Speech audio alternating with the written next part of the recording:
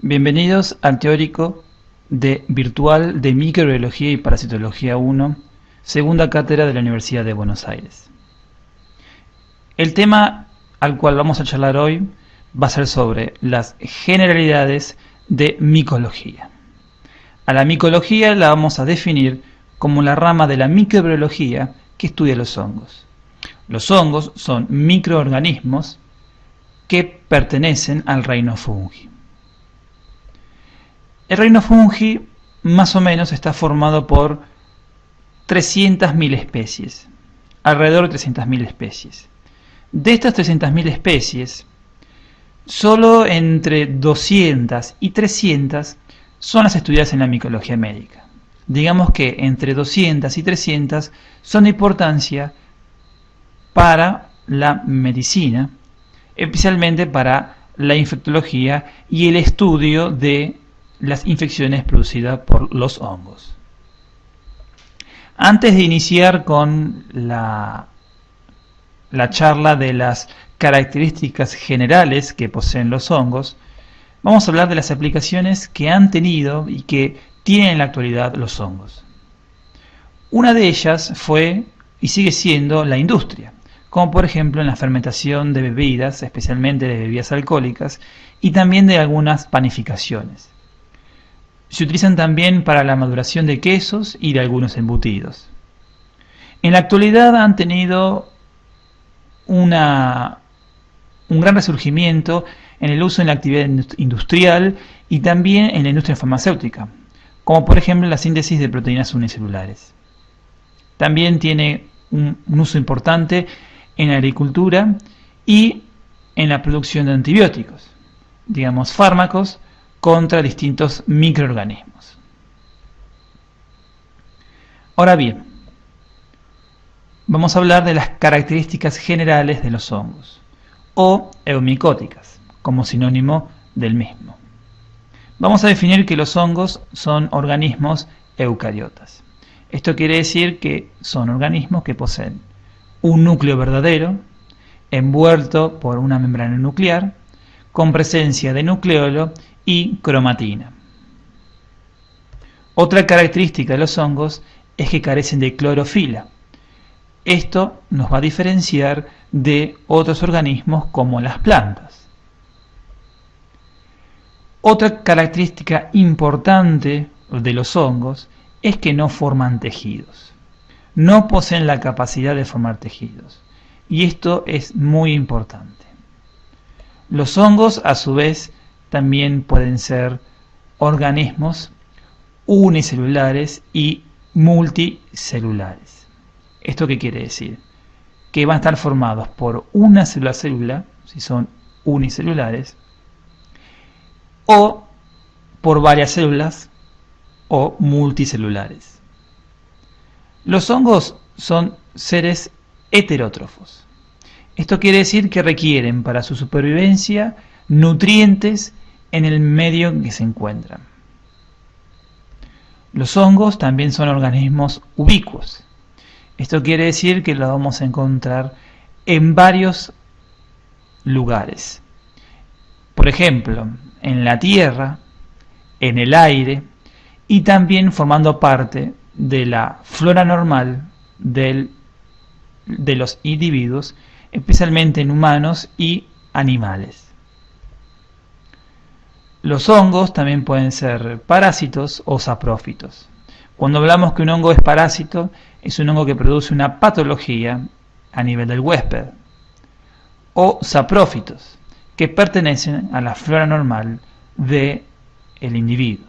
Como por ejemplo, Cándida es un hongo que pertenece a la flora normal del ser humano. Los hongos también tienen varios tipos de respiraciones. Por ejemplo, pueden ser aerobios estrictos.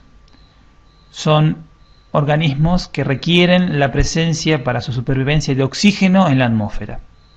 O pueden ser anaerobios facultativos, que requieran o no requieran, depende del medio que se encuentren, de oxígeno para su supervivencia. Y un tema muy importante en la micología es la reproducción de los hongos, que puede ser sexuada o asexuada. este tema lo vamos a profundizar luego. Vamos a explayarnos más sobre la morfología que poseen los hongos. Los hongos van a estar formados por el talo. El talo lo vamos a utilizar como sinónimo de el cuerpo o soma del hongo. Cuando hablamos del cuerpo o del soma del hongo, hablamos del elemento celular que posee la maquinaria biosintética para su supervivencia. En las siguientes imágenes podemos observar distintos tipos de talos, con distintas morfologías. El talo, a su vez, tiene dos porciones, especialmente en los hongos multicelulares. El talo puede ser el talo vegetativo, es el talo que se encarga de la nutrición y de la resistencia del hongo. Es aquel que le da la estructura de sostén al hongo y especialmente al talo de reproducción. El talo vegetativo tiene la función del desarrollo, del control y de la mantención del desarrollo del hongo. A su vez, el talo puede ser también el talo, o la otra porción, el talo de fructificación. Es el talo que tiene la función de realizar la reproducción.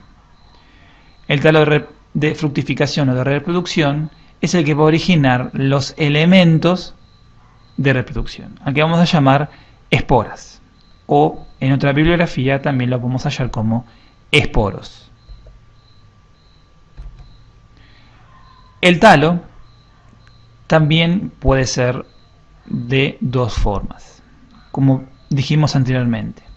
Vamos a observar que el talo puede ser o puede estar formado por una única célula, ser un talo unicelular, al que vamos a llamar levadura, como el que observamos en la foto. O también el talo puede ser o puede estar formado por varias células, multicelular, al que vamos a denominar como micelio, que también en otras bibliografías lo podemos hallar como filamento o como moho. A su vez, los micelios lo podemos hallar de dos formas. Los micelios pueden ser tabicados o pueden ser cenocíticos o continuos.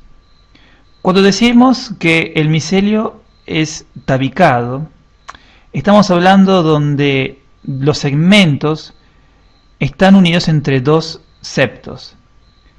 Bien, pero en realidad estos tabiques no están continuos, sino que en realidad presentan uno o varios poros en los cuales se produce un intercambio activo de citoplasma y pasaje de núcleos.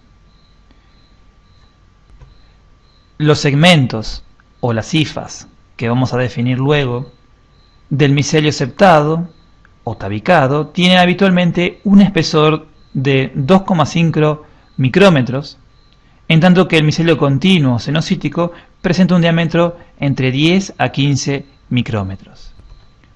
Cuando hablamos de los hongos levaduriformes o levaduras, hablamos de un hongo que posee la célula en forma esférica, ovoide o cilíndrica. El ancho puede variar entre 2 a 20 micrómetros y el largo entre 2 a 50 micrómetros.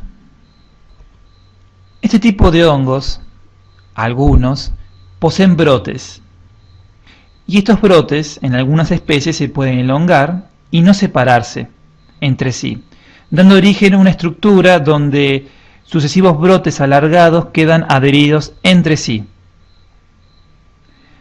y la célula madre. Generan de esta forma lo que es llamado un pseudomicelio o una pseudohifa, porque simularían al talo filamentoso. Sin embargo, a nivel de cada septo hay un estrechamiento del diámetro a diferencia de lo que sucede en las hifas auténticas. A su vez, los hongos filamentosos tabicados lo podemos hallar de dos formas, según el tipo de pigmentación que poseen o no poseen.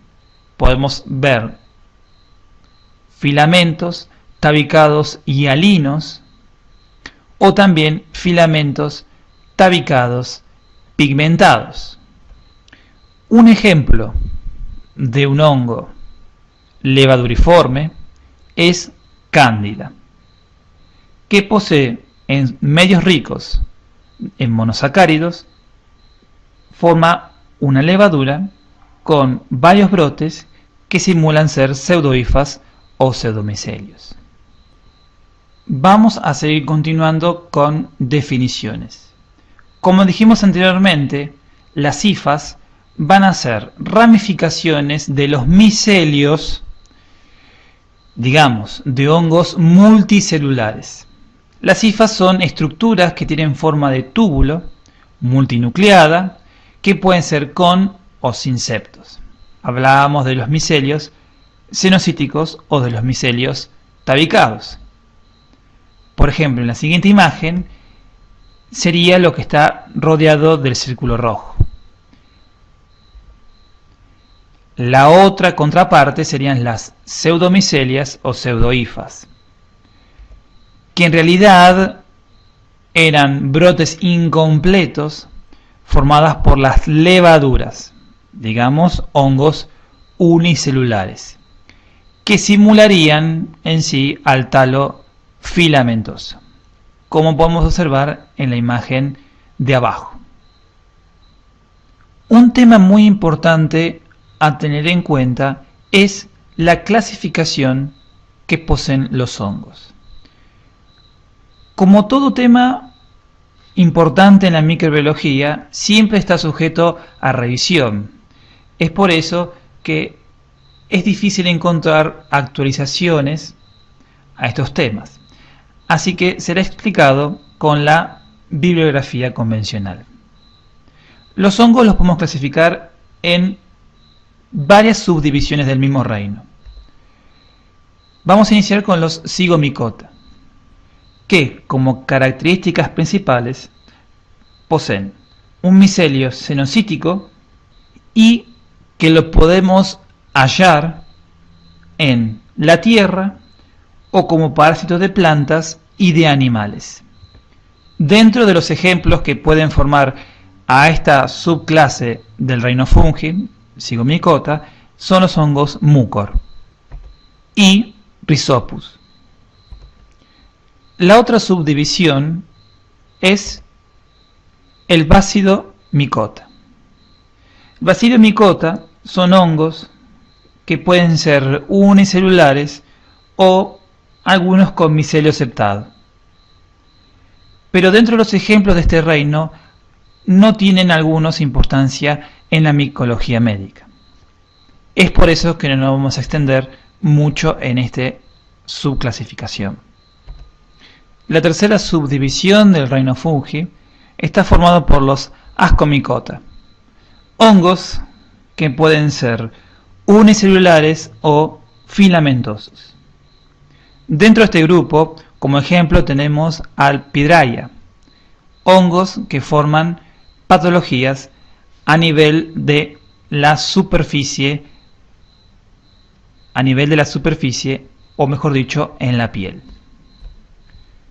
Y como última subdivisión, vamos a hablar de los Deuteromycota o Fungi imperfecti, que como características generales van a ser que son hongos no sexuados, unicelulares o filamentosos.